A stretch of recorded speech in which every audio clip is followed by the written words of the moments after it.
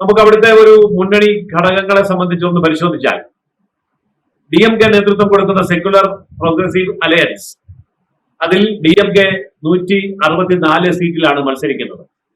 Tamil Nadu assembly ആകെ 234 സീറ്റാണ്.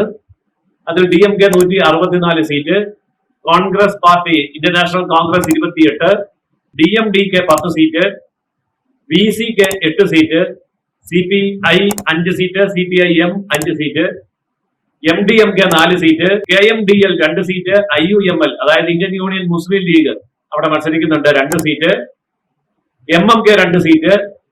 രസകരമായ ഒരു കാര്യം, SDPI അവിടെ 1 സീറ്റിൽ മത്സരിക്കുന്നു. പാളയം കോട്ടൈ എന്ന് പറയുന്ന മണ്ഡലത്തിൽ മത്സരിക്കുന്ന SDPIയുടെ സംസ്ഥാന പ്രസിഡന്റ് നെല്ലൈ മുബാറക് മത്സരിക്കുന്നു. MJK 1 seat, TDK 1 seat, MVP 1 seat. ഇവിടെ രസകരമായ ഒരു വസ്തുതയുണ്ട്.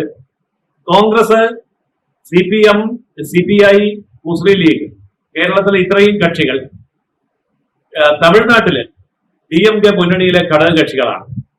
SDPIയും ഘടകകക്ഷിയാണ്. ഇവിടെ SDPI കൊള്ളാം കൊള്ളില്ല, വർഗീയ പാർട്ടിയാണ് അല്ല എന്നൊക്കെ വാദിക്കുമ്പോൾ തമിഴ്നാട്ടിൽ ഇവരെല്ലാം ഒരൊറ്റ മുന്നണിയിലാണ്. SDPI, CPM, CPI, Congress, league എല്ലാം ഒരൊറ്റ മുന്നണിയാണ്. DMK സ്റ്റാലിൻ നേതൃത്വം കൊടുക്കുന്ന സെക്യുലർ പ്രോഗ്രസീവ് അലയൻസ്.